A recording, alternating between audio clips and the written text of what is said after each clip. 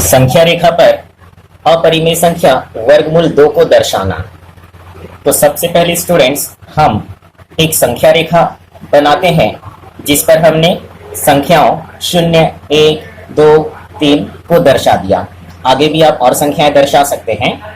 अब जो बिंदु संख्या 1 को दर्शाती है उस बिंदु पर हम इस रेखा के लंबवत एक रेखा खींचते हैं।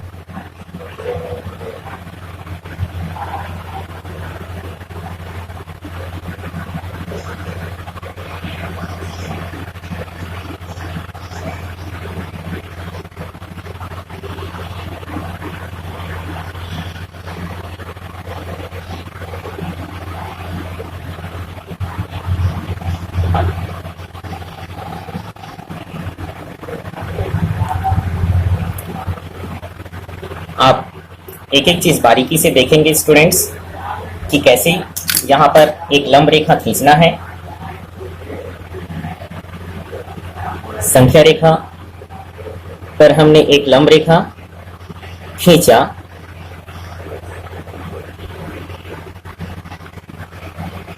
कुछ इस प्रकार रेखा को हम नाम दे देते हैं L।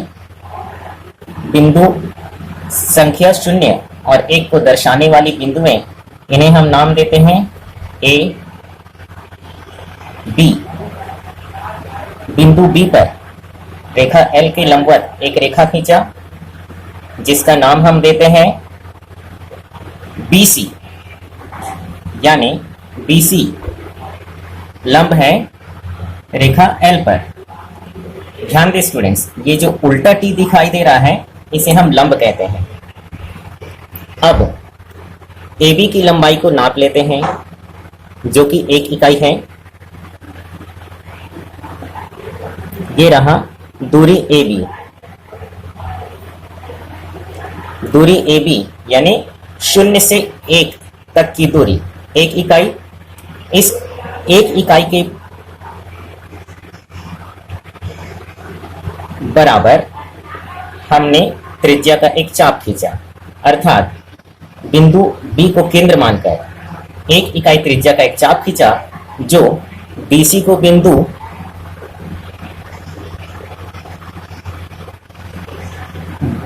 P पर काटती है। और हम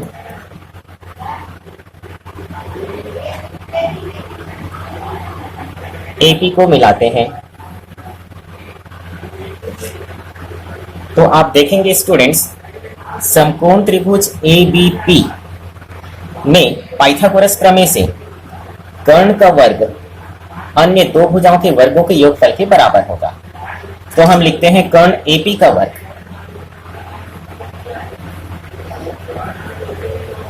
AP का वर्ग बराबर AB का वर्ग BP का वर्ग।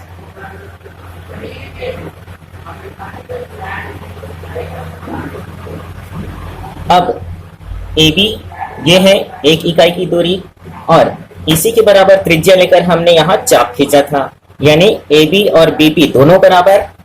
तो दोनों का ही मान 1 इकाई।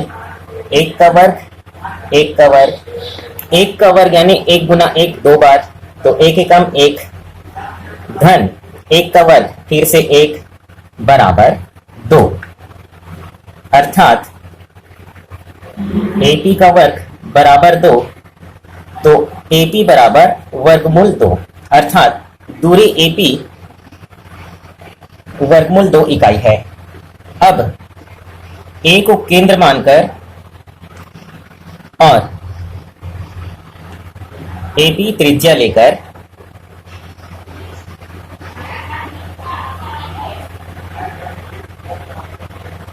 ठीक P के ऊपर पेंसिल का नोक होना चाहिए और बिंदु A के ऊपर राउंडर का नोक। तो आप देख सकते हैं स्टूडेंट्स, A को केंद्र मानकर और AP को त्रिज्या मानकर मैंने एक वृत्तीय चाप खींचा जो संख्या रेखा को बिंदु P1 पर काटती है और इसलिए त्रिज्या AP बराबर त्रिज्या AP1 दोनों ही बराबर हैं। तो AP बराबर AP1 बराबर वर्गमूल 2 इकाई। तो इस दूरी को हम दर्शाते हैं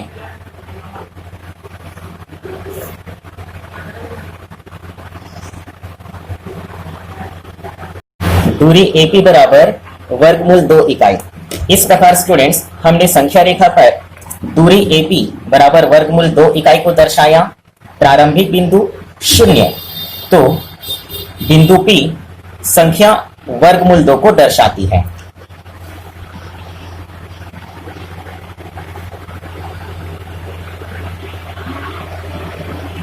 बिंदु P वर्गमूल 2 को दर्शाते हैं।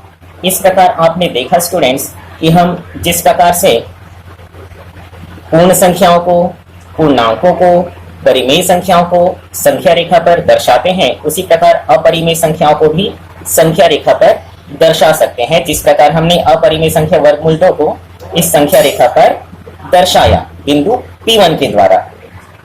यह है बिंदु P1। कहीं भूल से मैं P कह दिया होगा तो इसे ध्यान न दें, ये P1 है। अब इसी प्रकार हम एक और उदाहरण लेते हैं, वर्गमूल 3।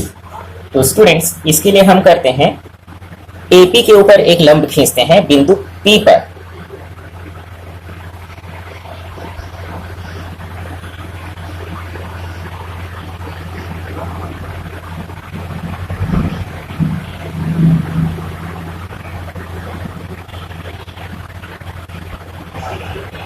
यदि AP आगे बढ़ा होता और इस चाप को काटा होता तो मैं यहां से एक चाप ऐसे काटता, लेकिन ये रेखा आगे नहीं बढ़ा है, इसलिए इसी तरफ से हमने 2 चाप काटा।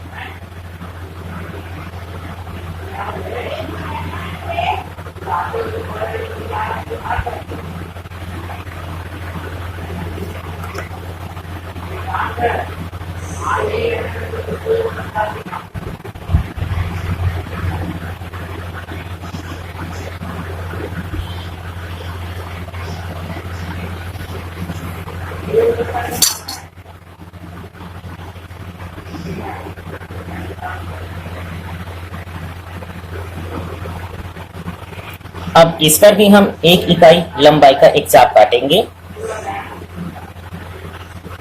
आप ध्यान देंगे स्टूडेंट्स, AB और BP बराबर हैं 1 इकाई। इतने ही लंबाई का चाप हम लंब रेखा PD पर काटते हैं कुछ इस प्रकार, जो PD को बिंदु क्या नाम दें, इसे ABPQ नाम दे देते हैं, बिंदु Q पर काटती हो। तो फिर से A को केंद्र मानकर और AQ को त्रिज्या मानते हुए आप एक चाप खींच सकते हैं जो संख्या रेखा को बिंदु P2 पर काटती हो।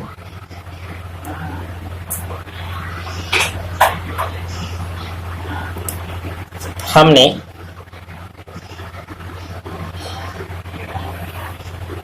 AP को मिलाया, AQ को मिलाया,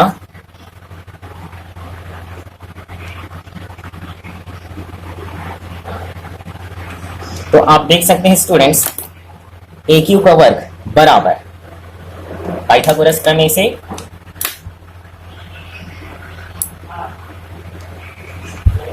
AQ का वर्ग बराबर वर्गमूल 2 का वर्ग और यह है 1 इकाई का वर्ग।